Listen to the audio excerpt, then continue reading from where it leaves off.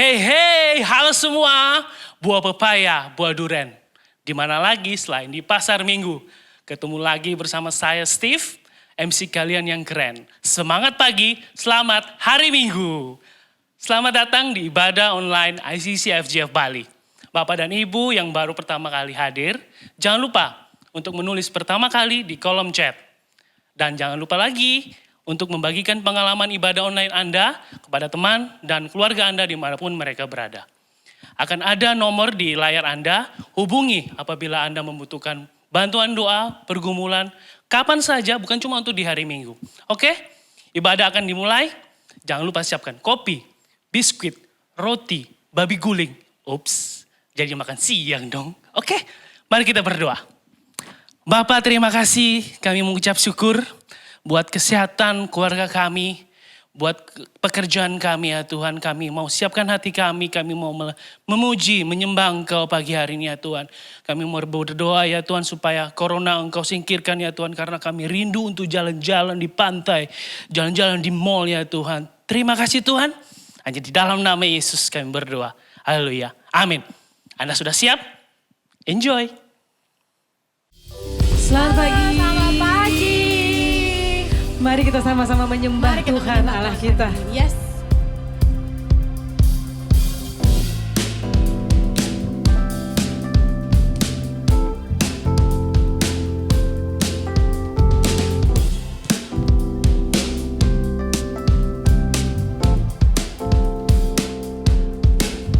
Jangan lelah bekerja di ladangnya Tuhan.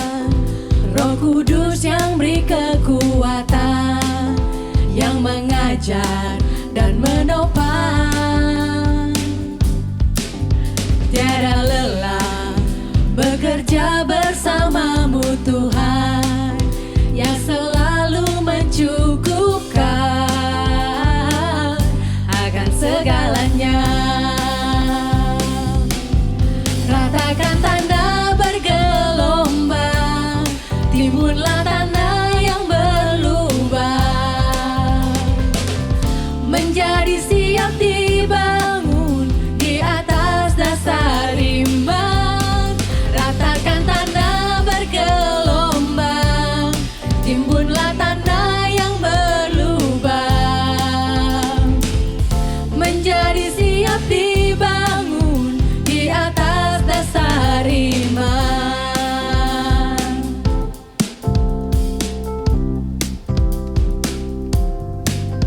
Jangan lelah bekerja di ladangnya Tuhan. Roh Kudus yang beri kekuatan, yang mengajar dan menopang. Tiada lelah bekerja bersamamu Tuhan, yang selalu mencukupkan akan segalanya.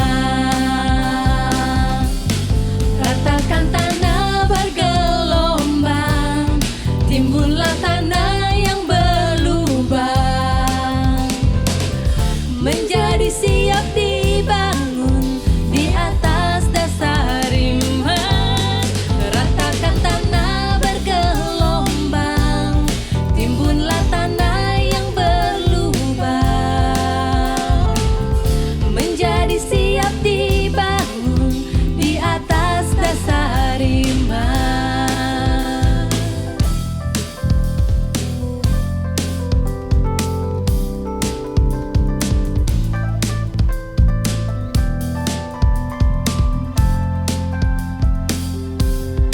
Ratakan tanah bergelombang, timbunlah tanah yang berlubang,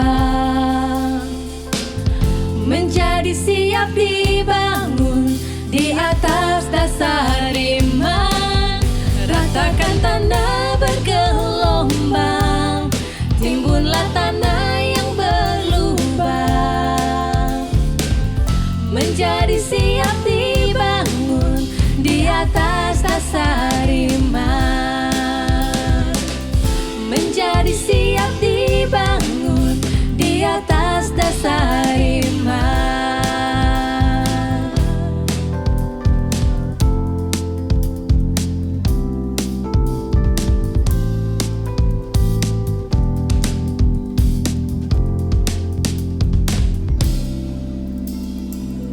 Haleluya. Kami bersyukur kepadamu Bapa. Kami mengucap syukur, kami berterima kasih Tuhan. Kami boleh memanggil Engkau ya Aba ya Bapa. Roh-Mu yang kudus Tuhan, Roh-Mu yang hidup. Kami undang masuk ke dalam hati kami, ke dalam hidup kami. Engkau ambil alih semua Tuhan. Terima kasih Yesus.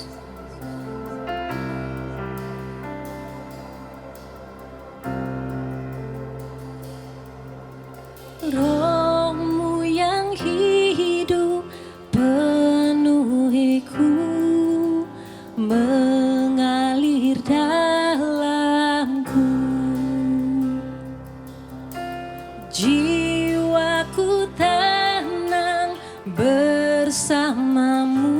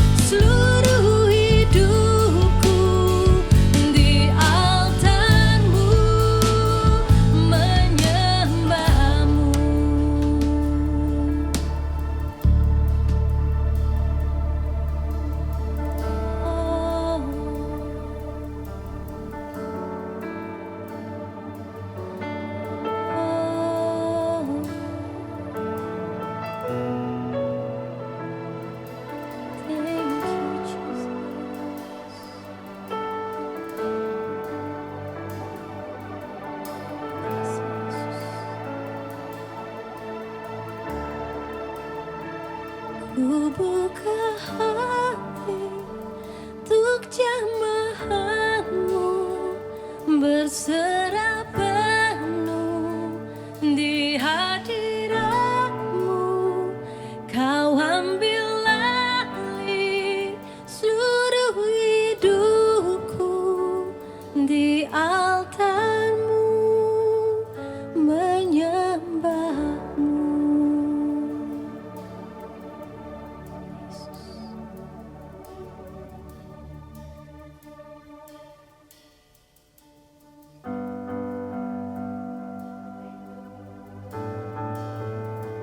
Ya Roh Kudus, kami membutuh tuntunan-Mu setiap waktu, setiap saat. Datanglah Roh Kudus, penuhilah kami.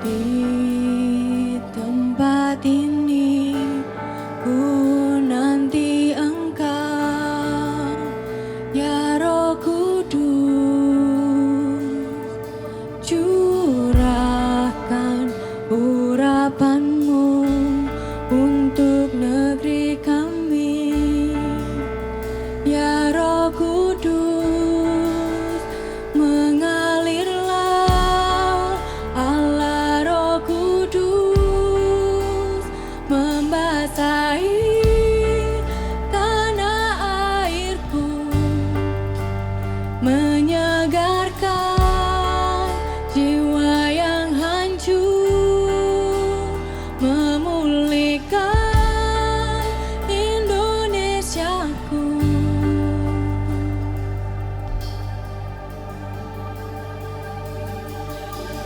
Di tempat ini ku nanti Engkau, ya Roh Kudus,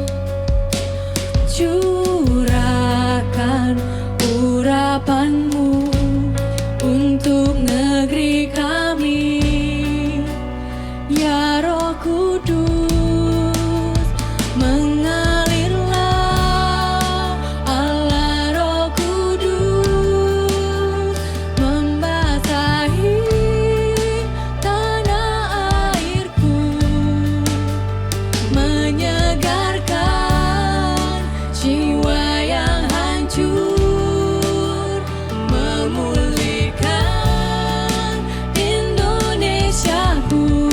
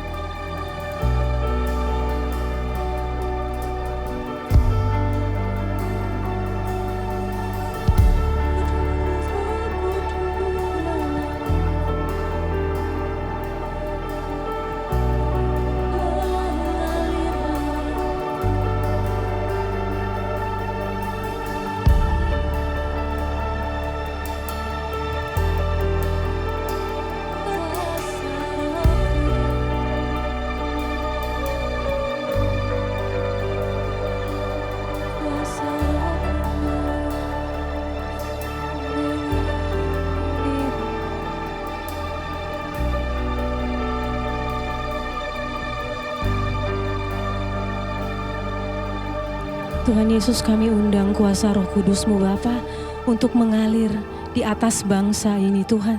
Untuk mengalir di atas setiap jiwa yang hidup dan ada di atas bangsa ini. Biarlah keselamatan yang daripada-Mu Tuhan. Biarlah berkat, damai sejahtera, sukacita yang berlimpah-limpah saat ini juga tercurah ke atas bangsa kami. Mengalir seperti air yang menyegarkan ke atas Indonesia di dalam nama Tuhan Yesus. Terima kasih Bapa. Kalau pada pagi hari ini kami boleh meninggikan nama-Mu, memuliakan nama-Mu Tuhan. Kami bersuka cita di dalam Engkau ya Bapa. Kami punya Allah yang hidup, kami punya Allah yang besar. Engkau pengharapan kami. Terima kasih Bapa. Mari yang percaya bersama-sama kita katakan, amin.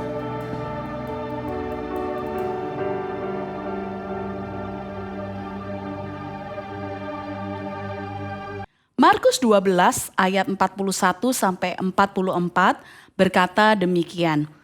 Pada suatu kali, Yesus duduk menghadapi peti persembahan dan memperhatikan bagaimana orang banyak memasukkan uang ke dalam peti itu. Banyak orang kaya memberikan jumlah yang besar. Lalu datanglah seorang janda yang miskin dan ia memasukkan 2 peser, yaitu 1 duit.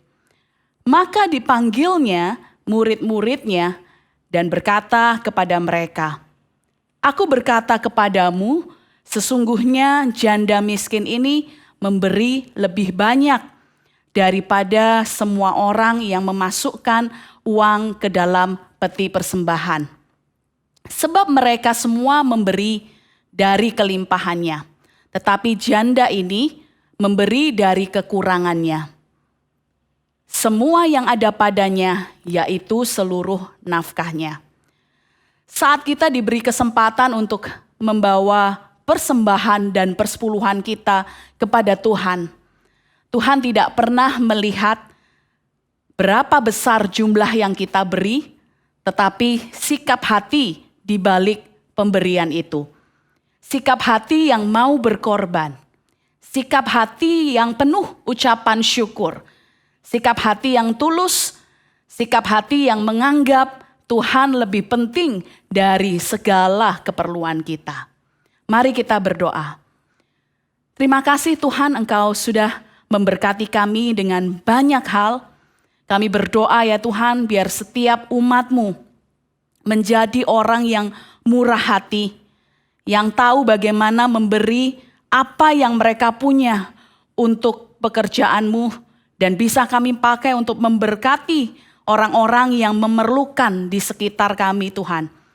Berkati umat-Mu sehingga mereka tidak akan pernah kekurangan suatu hal yang baik dalam hidup mereka. Dan biarkan mereka terus menjadi berkat bagi banyak orang. Dalam nama Tuhan Yesus, amin. Anda bisa memberikan persembahan dan persepuluhan Anda via online transfer atau mobile banking atau scan QR code yang saat ini tertera di layar Anda. Tuhan memberkati persembahan dan persepuluhan Anda semuanya. Amin.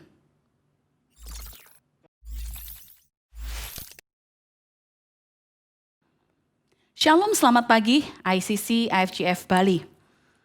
Di Lukas 16 ada satu cerita perumpamaan tentang orang kaya dan Lazarus, di mana seumur hidupnya orang kaya ini hidupnya foya-foya dan tidak mau peduli dengan orang lain. Akhirnya orang kaya ini diceritakan meninggal dan dikuburkan, kemudian masuk mengalami sengsara di alam maut. Dan pada waktu itu ia memandang ke atas dan dari jauh dilihatnya Abraham dan Lazarus duduk di pangkuannya. Mari kita baca apa yang dia lakukan di dalam Lukas 16 ayat 27 sampai 31. Demikian kata firman Tuhan.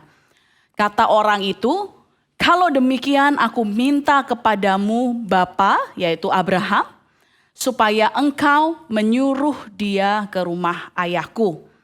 Sebab masih ada 5 orang saudaraku, supaya ia memperingati mereka dengan sungguh-sungguh, agar mereka jangan masuk kelak ke tempat penderitaan ini. Tetapi kata Abraham, ada pada mereka kesaksian Musa dan para nabi. Baiklah ia mendengarkan kesaksian itu. Lalu jawab orang itu, tidak Bapak Abraham.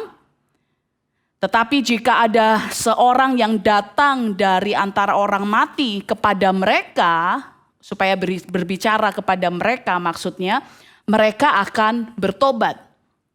Kata Abraham kepadanya, jika mereka tidak mendengarkan kesaksian Musa dan para nabi, mereka juga tidak akan mau diyakinkan sekalipun oleh seorang yang bangkit dari antara orang mati. Orang kaya ini saudara, bukanlah orang yang tidak mengenal Kristus.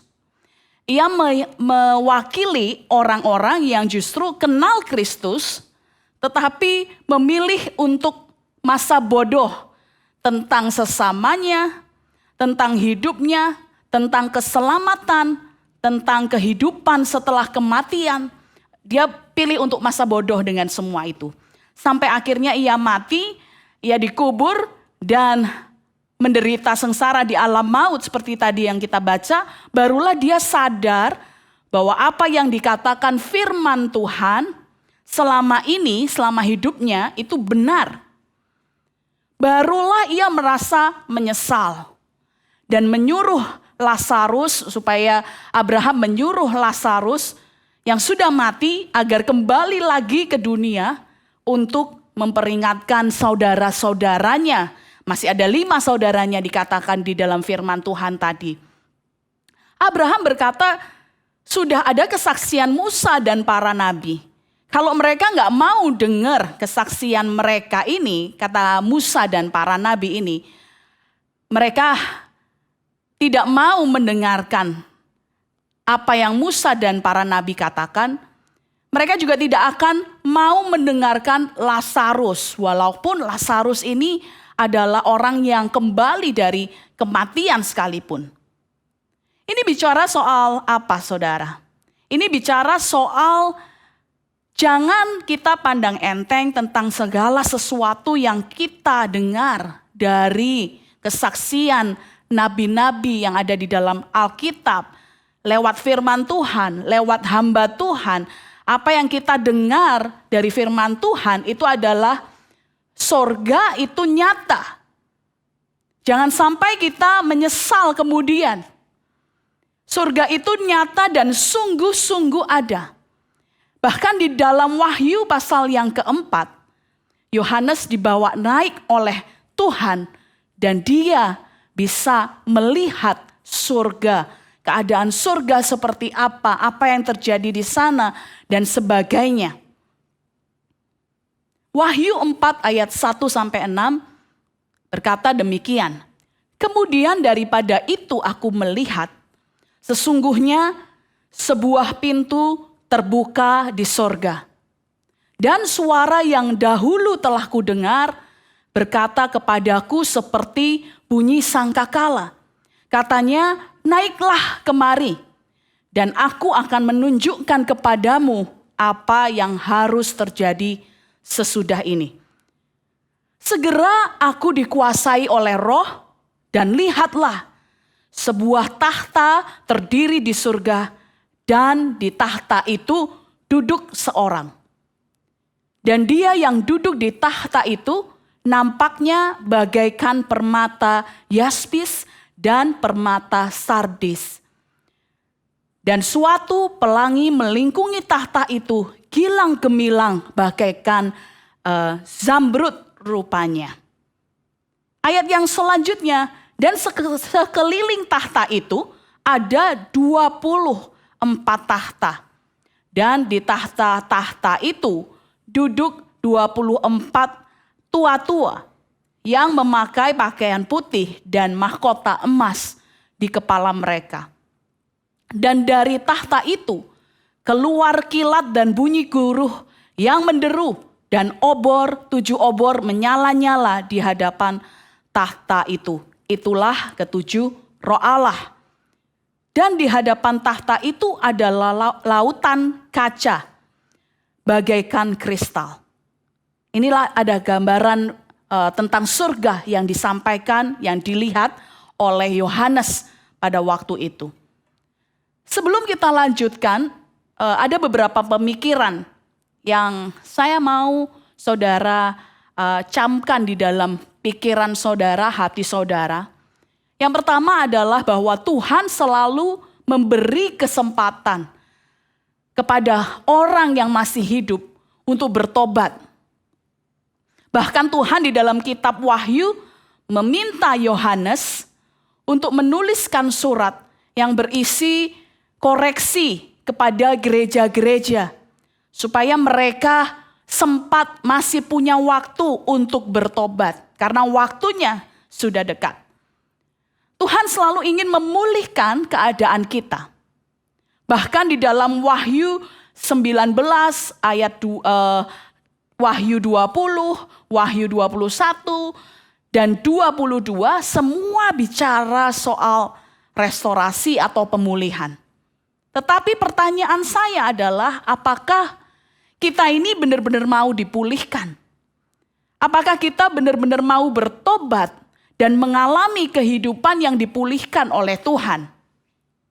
Selama kita hidup di dunia ini, Tuhan tidak mau kita punya mentalitas aku hidup di dunia ini hanya sementara kok.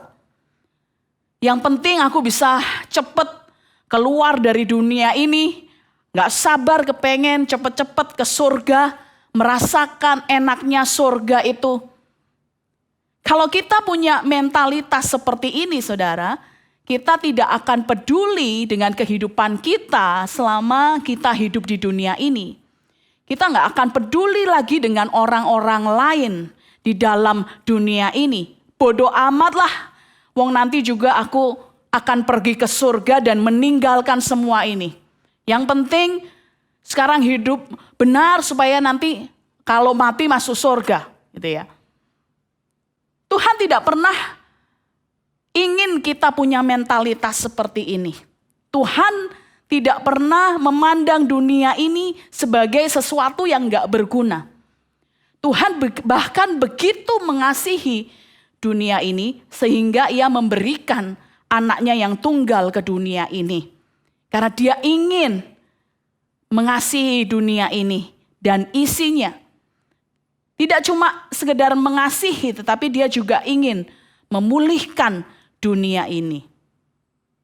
Setelah Yohanes diperintahkan Tuhan untuk menulis surat, dia dibawa Tuhan ke surga dan disitulah mulai cerita Yohanes tentang surga, Bapak Ibu Saudara sekalian. Yohanes melihat apa yang terjadi setelah surat itu dituliskan, tetapi Tuhan juga ingin memberitahukan sesuatu yang jauh lebih besar kepada Yohanes. Dia ingin memberitahukan tentang apa yang terjadi di masa depan. Ada beberapa kalimat di dalam Wahyu pasal 4 ayat 1 yang sebenarnya menggambarkan banyak hal bagi kita orang percaya. Kata-kata yang pertama tadi di Wahyu 4 ayat 1 adalah sesungguhnya aku melihat sebuah pintu terbuka di sorga. Wahyu 4 ayat 1. Tahukah Anda bahwa sorga tidak pernah tertutup untuk orang percaya? Sorga selalu terbuka bagi kita yang percaya. Bagi kita yang percaya bahwa Yesus Kristus satu-satunya juru selamat yang telah mati bagi dosa-dosa kita. Dia yang telah disalibkan, yang mati, yang bangkit pada hari yang ketiga. Bagi kita yang mengaku bahwa Yesus Kristus adalah jalan, kebenaran, dan hidup. Tidak ada satupun orang yang sampai kepada Bapa jikalau tidak melalui Yesus Kristus. Agama tidak akan menyelamatkan Anda. Yesus Kristuslah yang dapat menyelamatkan Anda. Bagi kita yang percaya kepada Kristus, dikatakan sebuah pintu terbuka di sorga. Terbuka bagi kita. Waktu kita percaya Yesus Kristus adalah Tuhan, kita pada waktu itu menjadi warga negara kerajaan surga. Kita ini berasal dari surga. Kita bukan pergi ke surga. Kalau kita mati, kita bukan pergi ke surga. Kita kembali ke tempat asal kita. Kita memang warga negara kerajaan surga. Kita perlu ingat bahwa kita senantiasa hidup di bawah surga yang terbuka, teman-teman. Kita ada di dunia ini karena kita diutus oleh Bapa kita yang punya misi memulihkan dunia ini, menyelamatkan manusia agar manusia tidak binasa, melainkan beroleh hidup yang kekal. Saya rasa seringkali kita lupa bahwa kita ini warga negara kerajaan surga dan hidup di bawah surga yang terbuka. Seringkali kita masih berpikir bahwa merasakan kok susah ya hidup di dunia ini ya. Katanya kita anak Allah. Kok susah hidup kita di dunia dan sebagainya dan sebagainya. Keluh kesah terus keluar dari mulut bibir kita. Seandainya kita ingat bahwa kita ini hidup di bawah surga yang terbuka. Segala sesuatu yang tersedia di surga seharusnya tersedia juga buat Anda dan saya selama Anda dan saya hidup di dunia ini, saudara. Cuman kita mungkin lupa bahwa pintu surga itu terbuka bagi kita. Kita bebas untuk mendownload apa saja, mengakses apa saja yang tersedia di surga buat kita selama hidup kita. Yang kedua, ayat di Wahyu pasal 4 ayat 1. Hal yang kedua adalah, dan suara yang dahulu telah kudengar berkata kepadaku seperti bunyi sangkakala. Suara yang dahulu pernah kudengar, telah kudengar. Ini bicara soal Yohanes mendengarkan suara yang dahulu dia pernah dengar dan dia dengarkan lagi seperti bunyi sangkakala. Ini bicara soal suara yang sudah sangat familiar di telinga Yohanes. Suara yang dikatakan seperti sangkakala itu. Apakah hari ini Anda familiar dengan suara Tuhan? Are you familiar with God's voice? Apakah Anda bisa mengenali suaranya kalau hari ini dia bicara sama saudara? Anda bisa mulai belajar mendengar suara Tuhan. Bahkan kita ada training the art of hearing God's voice gitu ya. Di mana kita diajarkan banyak hal untuk gimana sih kita bisa mendengar suara Tuhan. Suara Tuhan itu ada polanya yang bisa Anda dan saya pelajari. Kalau Anda mau. Dan Anda bisa mengenali suaranya kalau Anda bergaul dekat dengan Dia.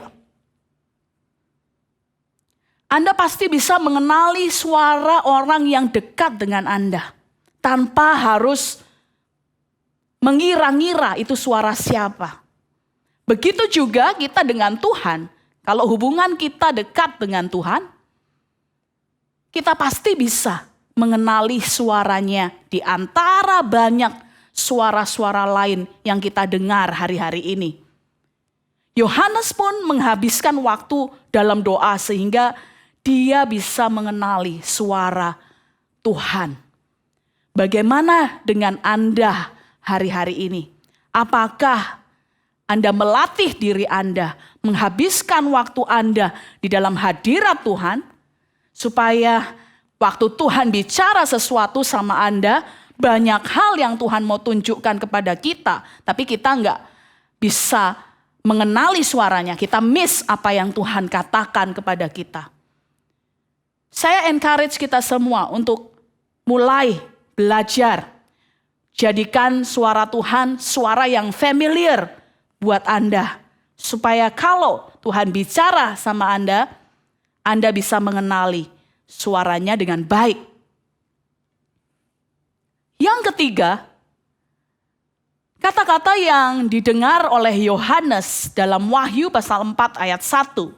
Katanya, naiklah kemari dan aku akan menunjukkan kepadamu apa yang harus terjadi sesudah ini. Ini bicara soal apa, saudara? Begitu Allah berkata, naiklah kemari, itu terjadi. Apapun yang Yesus katakan, pasti terjadi. Tidak ada yang Yesus katakan terus gagal. Oh, nggak jadi. Ya, nggak seperti manusia, Tuhan Yesus tidak bisa mengingkari apa yang Dia katakan. Waktu Allah berkata, naiklah kemari, Yohanes, itulah yang terjadi. Dikatakan setelah itu, segera aku dikuasai oleh Roh, dan seketika itu juga Yohanes berdiri dekat dengan tahta Allah. Perkataan naiklah kemari ini adalah sebuah ajakan sebenarnya dari Tuhan Yesus kepada Yohanes, yang kemudian dijadikan acuan bahwa pada saat itulah, pada saat Tuhan berkata naiklah kemari, di saat itulah kita nanti terangkat naik ke surga waktu pengangkatan terjadi. Doa saya pada waktu pengangkatan itu terjadi, saudara dan saya ikut terangkat ke surga. Amin. Tidak ada yang tertinggal. Kita tidak dalam masa-masa membahas apakah pengangkatan itu terjadi di sebelum masa-masa tribulasi atau masa-masa siksaan terjadi. Apakah itu pengangkatan itu terjadi setelah menjelang akhir masa-masa tribulasi? Kita nggak bahas soal itu, saudara. Karena bagi saya dan Pastor Don juga, kita sempat bicara membahas soal ini. Gak masalah bagi kita apakah kita diangkat sebelum atau sesudah masa-masa kesusahan. Yang masalah bagi kita adalah kalau itu terjadi, kitanya gak siap. Sebelum atau sesudah tidak jadi masalah, yang penting kita siap. Kalau kita gak siap, kita tidak mempersiapkan diri kita, maka kita tidak akan ikut terangkat. Itu malah yang lebih serem menurut saya. Daripada kita sibuk membahas apakah sebelum atau sesudah masa tribulasi. Yang penting kita siap. Amin, saudara. Kita mau mempersiapkan diri kita sebaik mungkin.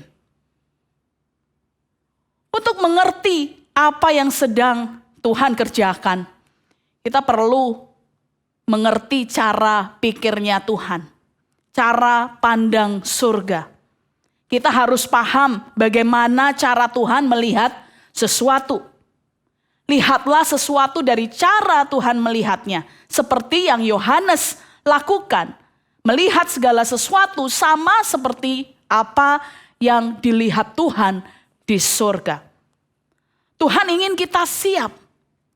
Tuhan ingin kita mengubah apa yang perlu kita ubah. Hari-hari ini Tuhan masih kasih kita kesempatan, waktu untuk berubah, untuk bertobat. Apa yang perlu Tuhan pulihkan, mintalah kepada Tuhan untuk memulihkan.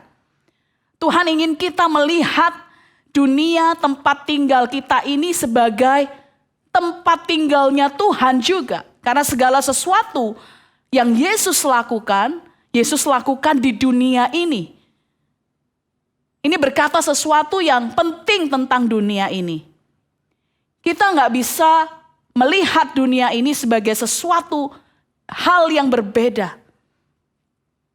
Segala sesuatu yang Yesus lakukan di dunia ini penting juga buat Anda dan saya untuk lakukan. So, bring heaven to earth. Bagaimana kita bisa menjalani kehidupan kita di dunia ini seperti kita menjalani kehidupan kita di surga. Kita pun nanti akan naik ke surga untuk kembali lagi. Yes, kita akan balik ke surga. Kita semua akan kembali ke surga. Tetapi bukan untuk tinggal di sana selama-lamanya.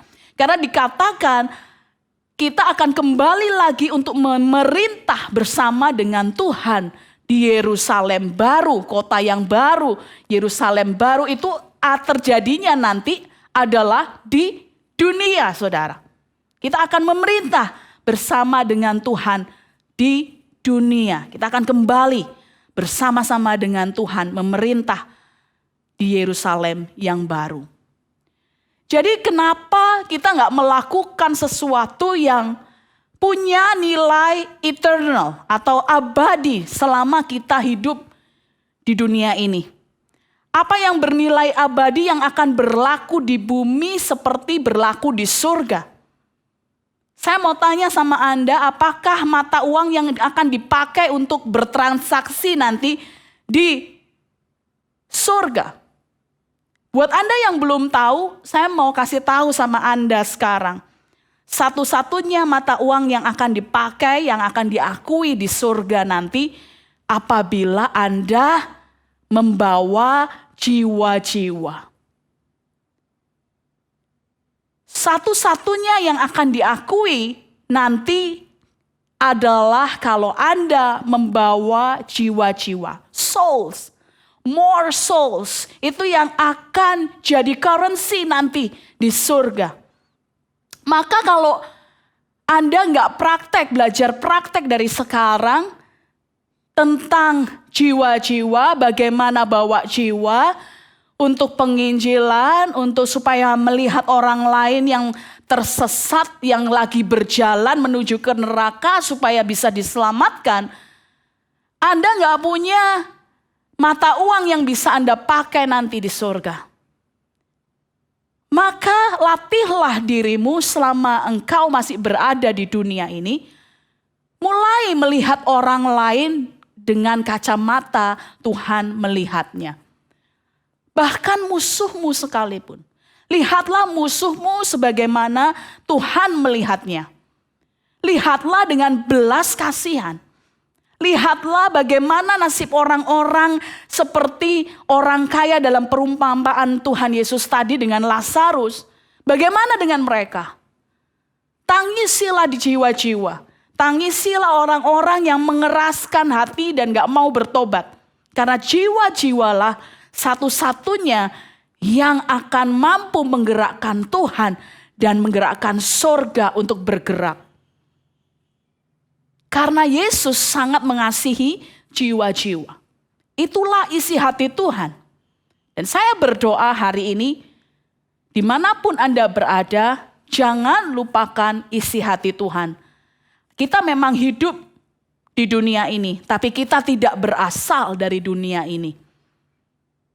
Apa yang menjadi isi hati Tuhan, misinya Tuhan, harusnya juga menjadi misi kita juga. Saya berdoa supaya jemaat ICC IFGF Bali mengerti benar apa isi hati Tuhan, mampu melihat segala sesuatu yang kita jalani, yang kita lihat di dunia ini menurut kacamatanya Tuhan. Mari kita berdoa. Tuhan, kami berdoa saat ini Bapa, biar Engkau membuka mata rohani kami. Sehingga kami bisa melihat apa yang Engkau lihat. Bisa merasakan apa yang Engkau rasakan. Bisa mengerti apa isi hatimu, apa yang Engkau inginkan buat kami Tuhan. Ajar kami untuk menyadari bahwa kami ini warga negara kerajaan surga. Dan kami selalu hidup di bawah surga yang terbuka. Bagi kami semua ya Tuhan, kami rindu menjadi umat-Mu yang mengasihi jiwa-jiwa. yang membawa jiwa-jiwa kepadamu. Membawa jiwa-jiwa menjadi lebih dekat lagi kepadamu Bapa. Kami berdoa ya Tuhan, mampukan kami untuk kami melihat apapun dari kacamata Engkau melihatnya ya Tuhan. Terima kasih Tuhan. Terima kasih Tuhan untuk segala berkat-Mu Tuhan Yesus. Berkat dari Allah Bapa, cinta kasih Tuhan Yesus Kristus, dan persekutuan serta penghiburan dari Roh Kudus menyertai kita semua. Mulai hari ini sampai Maranatha, Tuhan Yesus datang kedua kalinya. Semua umat yang percaya menerima berkat dari Tuhan. Katakan, amin. Amin. Selamat hari Minggu, Tuhan Yesus memberkati. Oh, dan jangan lupa, nanti malam jam 7 malam, kita akan ada perjamuan kudus melalui Zoom. Bagi Bapak Ibu yang ingin bergabung, silakan menghubungi nomor telepon yang ada di layar Anda. Selamat hari Minggu dan Tuhan Yesus memberkati. Terima kasih sudah bergabung dengan ibadah online. Semoga Anda diberkati dengan firman Tuhan hari ini. Jangan lupa akan ada nomor WhatsApp akan tampil di layar Anda. Hubungi apabila Anda membutuhkan doa dan pergumulan. Kapan saja, ingat ya, kapan saja, jangan cuma hari Minggu. Setelah ini akan ada live tanya jawab bersama dengan Pastor Jessica di Instagram AFJF Bali. Oke? Saatnya sudah penutup, jangan lupa ya, kalau kemana-mana pakai masker, cuci tangan, dan stay healthy, stay safe, dan stay home. Bye! Bekerja bersamamu Tuhan yang selalu